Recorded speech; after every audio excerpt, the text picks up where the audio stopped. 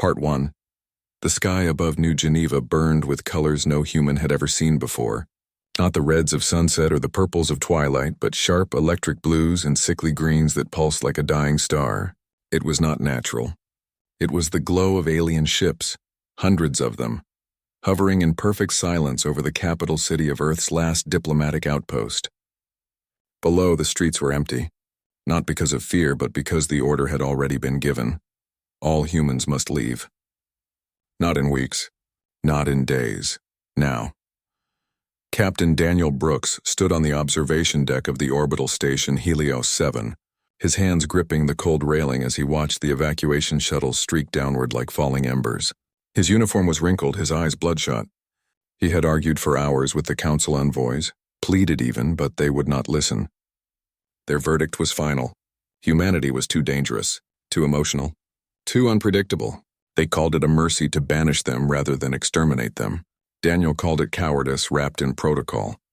The Galactic Council was made up of 7 ancient species, each older than human civilization itself. The Qatari, beings of living crystal who spoke in harmonic tones. The Zorathi, insect-like hive minds with razor-sharp logic. The Veln, gelatinous entities that floated in nutrient tanks and communicated through scent and light. To them, humans were children with fire in their hands, brilliant, yes, but reckless. They pointed to the Titan conflict, the Mars uprising, the Europa purge. Wars humans had fought not against aliens, but among themselves. "You cannot govern yourselves," the Qatari ambassador had said, voice chiming like broken glass. "How can you be trusted among the stars?" Daniel had no answer. He knew the history. He had lost his younger brother in the Martian civil skirmishes. He had seen cities reduced to glass by orbital strikes over water rights. But he also knew that humans rebuilt. They forgave. They learned. Or at least they tried. That counted for nothing in the council chamber. The vote was unanimous. Banishment. All human vessels were to retreat beyond the Perseus boundary, a line drawn through deep space that marked the edge of civilized territory. Cross it again and you would be destroyed on sight. Now the countdown had begun. Every human colony, every research station, every freighter within council space had 72 hours to leave or be seized. Families packed what they could. Scientists erased decades of data rather than let it fall into alien hands. Soldiers stood guard not against enemies but against despair. Down on New Geneva's surface, Lisa Morgan worked frantically in a half-collapsed lab beneath the old university. At 26, she was already one of Earth's top propulsion engineers, though no one outside the system knew her name. She wasn't trying to save data or personal belongings. She was trying to save an idea, a prototype drive core that pulsed faintly in a magnetic cradle, humming with unstable energy. It was her life's work, a quantum fusion hybrid that could, in theory, fold space more efficiently than any known engine. The Council had outlawed such research, calling it reckless manipulation of cosmic constants. But Lisa believed it could give humanity a fighting chance out in the dark. She wrapped the core in thermal shielding, her fingers trembling not from fear but from exhaustion. Outside, a Zorathi patrol drone hovered past the broken window, its multifaceted eyes scanning for contraband. She held her breath until it passed. Then she slung the core into a reinforced case and ran. Meanwhile, on the frozen moon of Varel 9, far beyond the boundary but still within the Council's declared exclusion zone, Paul Carter sat alone in a dimly lit mess hall. Once a mid-level diplomat, he now led a ragged group of 300 exiles who had arrived weeks earlier, hoping to find shelter. Supplies were low. Morale was lower. 2 men had fought over a can of protein paste the night before. Paul broke it up with words, not fists. That was his gift. He listened. He remembered names. He made people feel seen, even when hope was gone. He stared at a cracked screen showing static from the last official broadcast from Earth Central. The signal cut out just as the announcer said, "All citizens are urged to remain calm and proceed to designated evacuation points." Calm, as if calm could feed a child or warm a shelter in 200-degree cold. Paul sighed and stood up. He had a meeting with the hydroponics team. Their algae vats were failing. If they lost the crop, half the colony would starve before winter ended. Back on Helios 7, Daniel received his final orders. The station would be handed over to Qatari custodians in 6 hours. All remaining personnel were to board the last transport, the Wayfarer, and jump to the rendezvous point near the Helix Rift, a dead zone of space littered with ancient wreckage and gravitational anomalies. No one knew what waited there, but it was the only place the Council wouldn't follow. As he walked through the empty corridors, Daniel passed rooms where laughter once echoed, cafeterias, simulators, even a small chapel where crew members had married under Earth's distant sun. Now only silence remained. He paused at a viewport and looked back at New Geneva. The alien ship still hovered, unmoving, indifferent. They saw humans as a problem to be removed.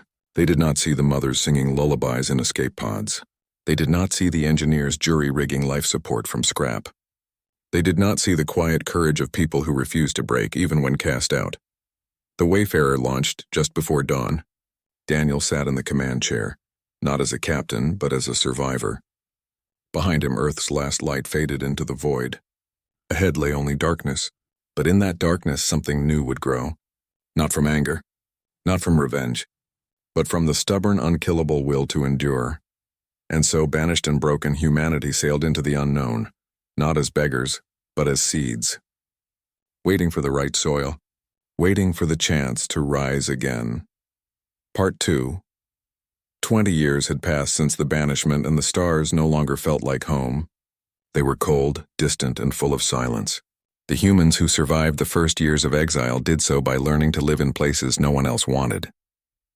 They built shelters inside hollowed-out asteroids, drilled into the crust of frozen moons, and patched together habitats from the wreckage of old freighters.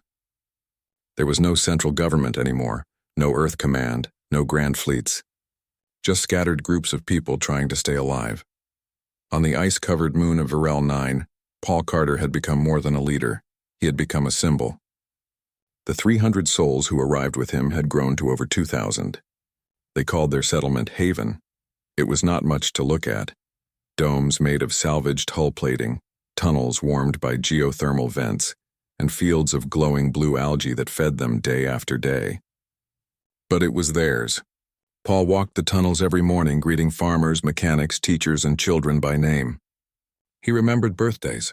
He settled disputes with calm words, not weapons. People trusted him because he never asked for power. He simply carried it when no one else would. But survival was not enough. Paul knew that. He saw it in the eyes of the young ones who had never seen Earth, who only knew stories of green skies and warm oceans. They were growing restless. They wanted more than just to live. They wanted to matter, so Paul began sending out scouts, small ships with brave crews who mapped the dead zones beyond the Perseus boundary. They found ruins. Not human ruins, but older ones. Towers of black stone floating in empty space, ships the size of cities long dead, their insides picked clean by time, and sometimes they found things that still worked. One such discovery changed everything. Far out near the Helix Rift, a derelict station spun slowly in the dark. It had no name, no signal, no power, just a faint heat signature that shouldn't have been there. Lisa Morgan, now in her late 40s, led the salvage team that boarded it. She had spent 2 decades refining her quantum fusion drive, testing it on jury-rigged shuttles, losing 3 prototypes to catastrophic meltdowns, but she never gave up. She believed that if humans could move faster and farther than anyone else, they could find safety, resources, maybe even allies. Inside the station, she found something better than fuel or food. She found knowledge. Buried in a sealed chamber behind layers of alien alloy was a data core unlike anything she had ever seen. It pulsed with soft light responding to touch. When she connected it to a human interface using cables she'd woven from scrap wire, the core activated. Holograms flickered to life. Star maps, schematics, equations written in symbols that made no sense at first. But over weeks of study, patterns emerged. The core belonged to a species long gone, one that had mastered gravity itself. They didn't just travel through space, they bent it, folded it, rode its curves like waves. Lisa worked day and night, barely sleeping, barely eating. She translated the core's language with help from linguists back on Haven. Slowly the secrets unraveled. The key was not raw power, but resonance. If you could match the frequency of space-time at a specific point, you could create a stable corridor.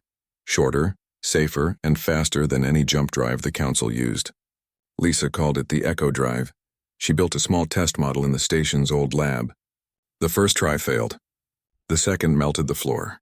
The third time, the shuttle vanished from one side of the rift and reappeared 10 light-years away, intact, cool, and silent. No radiation, no time lag, just pure, clean transit when she sent the results back to Haven. Paul read the report 3 times. Then he called a meeting of every settlement leader within 2 months' travel. They came in battered ships, their faces lined with years of hardship. Some doubted her. Some called it a trick. But when Lisa demonstrated the Echo Drive on a live feed, sending a probe to a star system no human had ever reached, they fell silent. That silence turned into action. Within a year, Haven became a hub of activity. Factories were built inside asteroid caves. Smelters ran day and night, turning space junk into hull plates. Engineers, once scattered across a dozen colonies, now worked side by side under Lisa's direction. They began constructing a new kind of ship, one designed not for war but for endurance, speed, and unity. It would carry not just weapons but labs, farms, schools, and archives of human history. They named it the Aegis Dawn, but building a ship was not the same as building a people. Not all exiles wanted to unite. Some groups had grown used to isolation. They feared that joining a larger force would mean losing their freedom. Others remembered the wars on Earth and worried that power would corrupt again. Paul traveled to each holdout settlement himself, not with soldiers but with offers of trade, shared tech, and mutual defense. He didn't demand loyalty. He offered partnership. Slowly, the pieces came together. A mining colony on Ceres 12 sent titanium. A research outpost near the Ghost Nebula shared medical advances. Even former rivals like the hardened scavengers of the Razor Belt joined after Paul promised them a voice in the new order. They called it the Terran Conquered, not an empire, not a military, a promise, no human left behind. Meanwhile, Daniel Brooks had not been idle. After the Wayfarer jumped into the rift, he had taken command of a small fleet of refugee ships. Over the years, he trained crews, mapped safe routes, and defended convoys from space pirates and rogue AI drones left over from ancient wars. He never sought glory. He simply ensured that every ship under his watch made it to safety. When word of the Concord reached him, he brought his fleet to Haven without hesitation. He stood beside Paul and Lisa as the Aegis Dawn's skeleton rose in the shipyard. It was not beautiful like the sleek council vessels. It was rugged, layered, built to last. Daniel ran a hand over its hull and thought of all the humans who had died in the dark, forgotten. This ship would carry their memory and their future. Out in the void, the Galactic Council heard rumors. Whispers of human activity beyond the boundary. Patrols reported strange energy signatures near the Helix Rift, but the Council dismissed them. Humans were broken, they said, scattered, gone. They could not possibly rebuild. Not in 20 years. Not without resources, allies, or hope. They were wrong. Hope was not gone. It had just gone quiet. And now it was learning to speak again. Not with shouts, but with engines humming, with hands building, with minds refusing to accept that exile was the end. The humans were no longer running. They were preparing, not for revenge, but for return, and when they came back, they would not ask for permission. They would simply be there, stronger, smarter, and united by the one thing the Council never understood, that being human meant never stopping, even when the universe said you should. Part 3, the Aegis Dawn was not just a ship. It was a promise made real. Its hull gleamed under the weak light of a dead star, layered with alloys forged from asteroid metal and coated in a self-healing polymer Lisa Morgan had perfected after 3 years of trial and error. Inside, corridors hummed with life. Gardens grew under artificial suns. Children learned history in classrooms that floated between decks. And in the heart of it all, the Echo Drive pulsed like a steady heartbeat, ready to carry them farther than any human had ever gone. But the Aegis Dawn was only the beginning. The Terran Conquered had grown. What started as a handful of settlements now spanned 17 systems. They traded, shared knowledge, and protected each other. They built shipyards inside gas giants' rings and power stations around black dwarfs. They were not rich in luxury, but they were rich in purpose. And that purpose had a name: sovereignty. Dr. Marcus Bell stood on the observation deck of the Conquered Central Research Hub, orbiting the quiet world of EOS 5. He was not a soldier, or a pilot. He was a materials scientist, thin and quiet, with eyes that missed nothing. For years he had studied alien ruins found in the outer zones. Fragments of hulls, strange crystals, devices that still held charge after millennia. Most were useless. But some held secrets. One such find changed everything. Deep in the wreckage of a Zarathi scout ship left behind after a failed raid on a human mining outpost, Marcus discovered a shard of black ceramic that bent light around it. It was not cloaking tech. It was something deeper. When tested, the material responded to gravitational fields, reshaping itself to reduce drag, absorb radiation, even repair microfractures when exposed to solar wind. Marcus called it adaptive plating. Within months, they were growing sheets of it in bioforges, layering it onto every new Concorde vessel. At the same time, General Elena Ruiz drilled crews not in old Earth tactics, but in something new. She had fought in the last Martian border wars and seen how rigid commands led to disaster. Her fleet trained in fluid formations, decentralized decision-making, and rapid adaptation. Every pilot, every engineer, every medic was taught to think like a commander. "The enemy will expect us to be chaotic," she told her officers. "We will be precise. The enemy will expect us to be emotional. We will be calm. And when they underestimate us, we will be ready."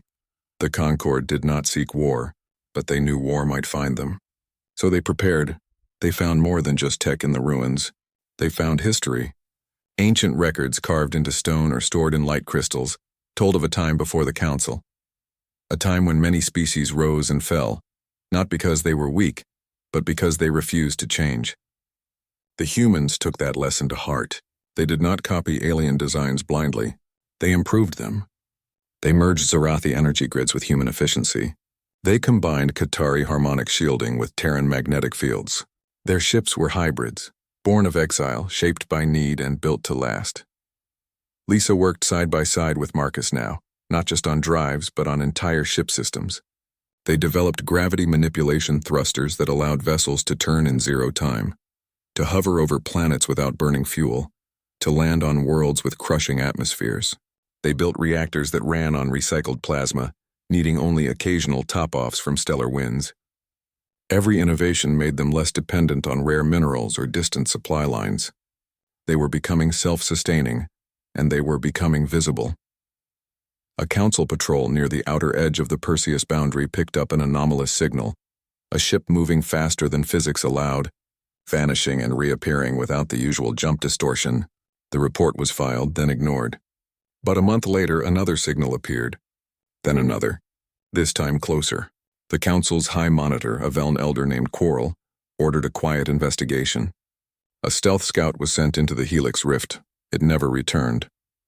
In truth, the Concord had detected it the moment it crossed the rift's edge. Daniel Brooks, now Fleet Admiral, gave the order, "Disable, do not destroy." The scout was caught in a gravity net, its systems gently shut down by an EMP pulse tuned to its frequency. The crew, 3 Qatari diplomats, were treated with respect, given food, water, and a message. "We mean no harm," Paul Carter told them through a translator. "But this is our space now. Leave and tell your council we are not the humans they banished." The Qatari left in silence, but their report shook the council chambers. Still, pride ran deep among the elders. They refused to believe humans could have advanced so far. Some claimed it was a trick. Others said the humans must be working with a hidden power, perhaps the mythical Void Weavers, a species thought to be myth. None considered the simplest truth, that humans, left alone, had done what they always did. They built back on Haven, the Aegis Dawn prepared for its first true mission. Not war, not conquest, exploration. They would travel to the edge of known space, map the dead zones, and search for other exiles, other species the Council had cast out. If they found them, they would offer alliance. If not, they would claim the void as their own. Elena stood on the bridge beside Daniel as the final checks ran. "They'll come for us eventually," she said quietly. "Let them," Daniel replied. "But not today. Today was about hope. Today was about showing every child in the Concord that the stars were not a prison. They were a home waiting to be claimed." As the Echo Drive charged, light rippled along the hull. The crew strapped in. The gardens dimmed. The ship's AI whispered a final systems check. Then, with no sound, no flash, no warning, The Aegis Dawn folded space and vanished. It reappeared 3 days later near the ruins of an ancient ringworld, its surface covered in forests that had grown over alien cities. Scans showed breathable air, fresh water, and no signs of current habitation. A perfect colony site. Within a week, transports followed. Within a month, the first trees were planted by human hands. The conquered was no longer surviving. It was expanding, not with guns, but with seeds. Not with threats, but with open hands. And every new settlement, every new ship, every new discovery whispered the same truth to the silent stars. We are still here, and we are not going anywhere. Part 4. The Galactic Council did not believe in ghosts, but the reports kept coming. Human ships, fast, silent, and unlike anything in their databases, were appearing near border systems. Not attacking, not demanding, just watching, mapping. Sometimes leaving behind small beacons that broadcast peaceful greetings in a dozen languages, including old Earth tongues no one had spoken in decades. The Council called it psychological warfare. They were wrong. It was an invitation. Ambassador Vexillarn of the Qatari was the first to speak up. She stood in the council chamber, her crystalline form shimmering with unease. "We dismiss them as broken," she chimed, her voice echoing off the obsidian walls. "But they have rebuilt. Not with rage, but with reason. Not with chaos, but with order. This is not the humanity we exiled. This is something new." The Zorathi delegate clicked his mandibles in dismissal. "They are still emotional, still flawed. One fast ship does not make an empire." But Vexillarn knew better. She had seen the scouts' logs. The humans had disabled their vessel without harming a single crew member. They had offered water to beings who did not even drink. That was not weakness. That was control. Still, the council voted to do nothing, to watch, to wait. Arrogance was their oldest tradition. They did not know that the Terran conquered already knew every patrol route, every sensor blind spot, every relay station along the Perseus boundary. Captain Daniel Brooks had spent years sending out stealth drones, tiny, dark, powered by cold fusion, hidden in asteroid trails and comet tails. They recorded everything: ship movements, communication frequencies, shift changes. The conquered did not need to guess. They knew. General Elena Ruiz studied the data in her war room aboard the Aegis Dawn. Maps glowed on the walls, lines connecting systems like veins. "They think the boundary is a wall," she said to her staff. "But it's just a line on a map. And lines can be crossed." She wasn't planning an invasion. She was planning a demonstration, a show of strength so precise, so clean, that even the council could not call it aggression. The target was Kestros. Kestros was a mining colony on the far edge of council space, rich in rare metals. It was run by the Zorathi, who used enslaved labor from smaller species to dig deep into the planet's crust. The humans had intercepted distress signals from those workers for years. Now they had a chance to act. The operation began at dawn local time. 3 Concord frigates, sleek black-hulled, coated in Marcus Bell's adaptive plating, dropped out of fold space just beyond Kestros's moon. No alarms sounded. Their gravity thrusters left no exhaust. Their hulls absorbed radar like shadows. They moved like ghosts. On the surface, Zorathi overseers patrolled the mines with stun prods and neural whips. The workers, thin, exhausted beings from the Gal system, huddled in tunnels, dreaming of freedom. Then the lights went out, not just the lights. Every Zorathi comms tower, every drone, every weapon system shut down in perfect sequence. Not destroyed, disabled. The Conquered had hacked their network using a virus hidden in an old maintenance update, one they'd planted months ago through a fake salvage drone. Within minutes, the entire colony was blind. Then the Conquered ships landed, not with soldiers storming gates, but with medics and engineers. They opened the worker barracks, handed out food and water, and activated portable translators. "You are free," they said. "We are taking you home." The Gal wept. Some knelt. Others simply stared, unable to believe kindness existed in the universe. The Zorathi command center tried to fight back, but their weapons refused to charge. Their ships would not launch. By the time they realized what was happening, the Conquered was already lifting off, with every enslaved worker aboard, and not a single shot fired. They left behind a message carved into the main control tower in 7 languages. No one should be owned. News of Kestros spread like fire. The council was furious. The Zarathi demanded immediate military action. But other species hesitated. The Gal delegation, long silent in council sessions, stood and thanked the humans. The Veln elders whispered among their tanks. Even some Qatari began to question the old verdict. Back on Haven, Paul Carter watched the reports with quiet satisfaction. "We didn't go to war," he told Lisa Morgan. "We went to justice." She nodded, her eyes on a new schematic. The Echo Drive was being upgraded again. Soon they could jump across entire sectors in a single pulse. But the real victory was not in Kestros. It was in the silence that followed.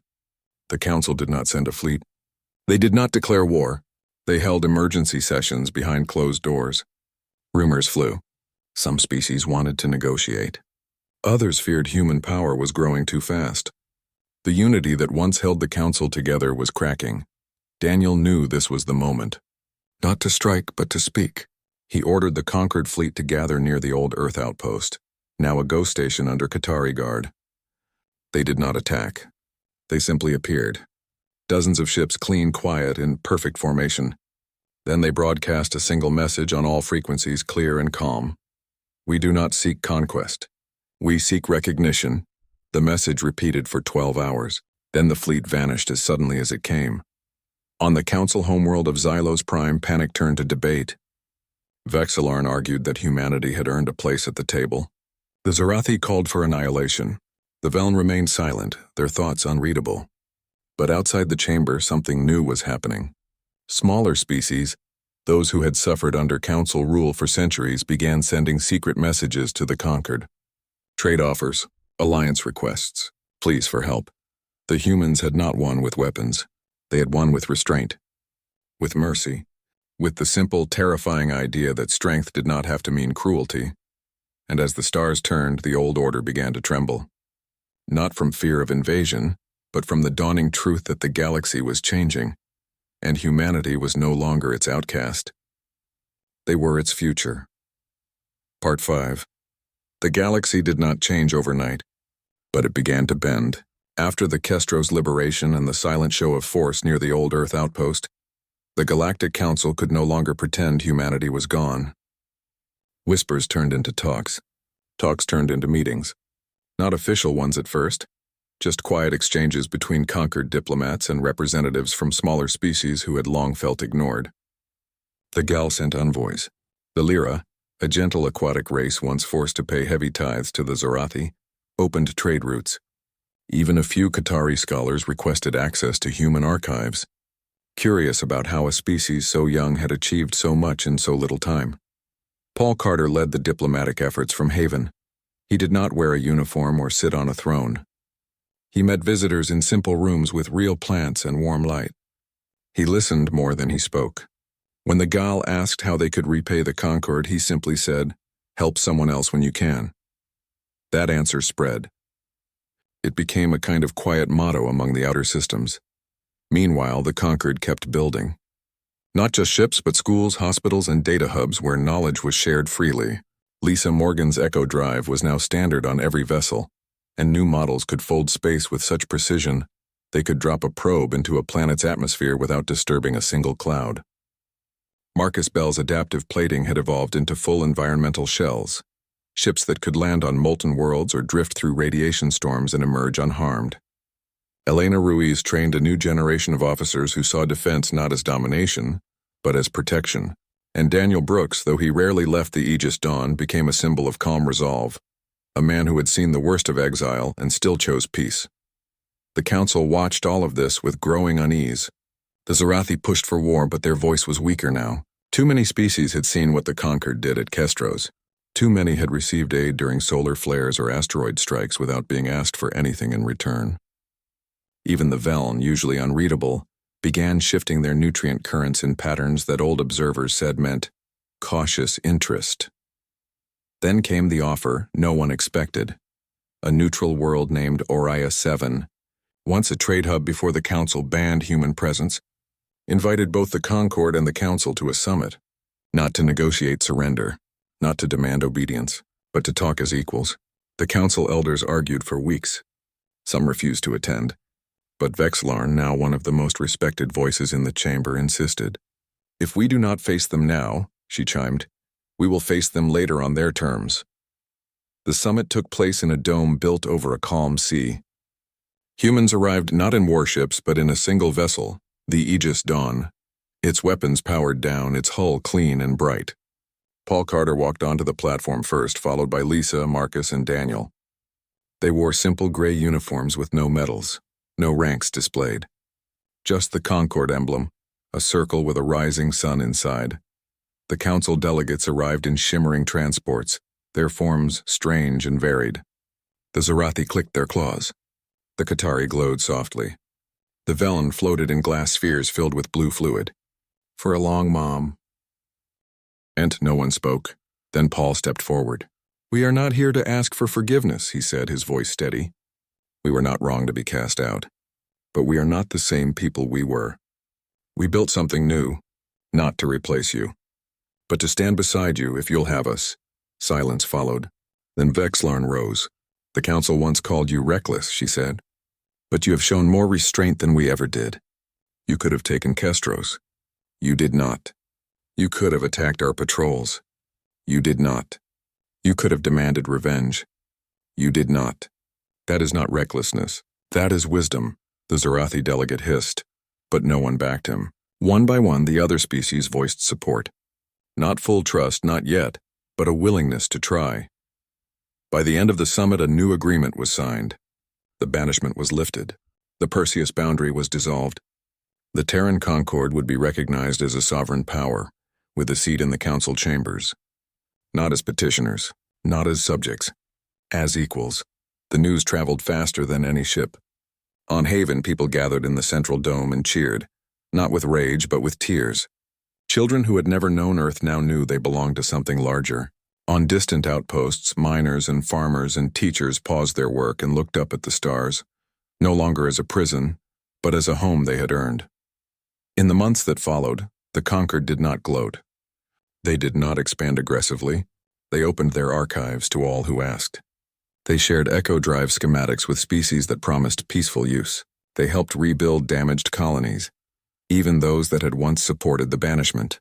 Their strength was clear, but their kindness was clearer. Daniel stood once more on the observation deck of the Aegis Dawn, now docked at a newly built Concord Council joint station. He thought of the day the alien ships darkened New Geneva's sky. He thought of the cold years in the void, the fear, the loss. And he thought of Lisa's first working drive, Paul's quiet words, Elena's steady hand, Marcus's endless curiosity. Ordinary people, flawed, yes, but never broken. The empire they built was not made of thrones or conquest. It was made of second chances, of people who refused to be defined by their worst moments, of a species that, when cast into the dark, did not curse the stars, but learned to sail among them. And as the Aegis Dawn prepared for its next mission, not to war, but to explore a newly opened sector beyond the old maps, Daniel smiled. Not because they had won, but because they had finally been seen. Not as a threat, not as a mistake, but as humans. And that was enough.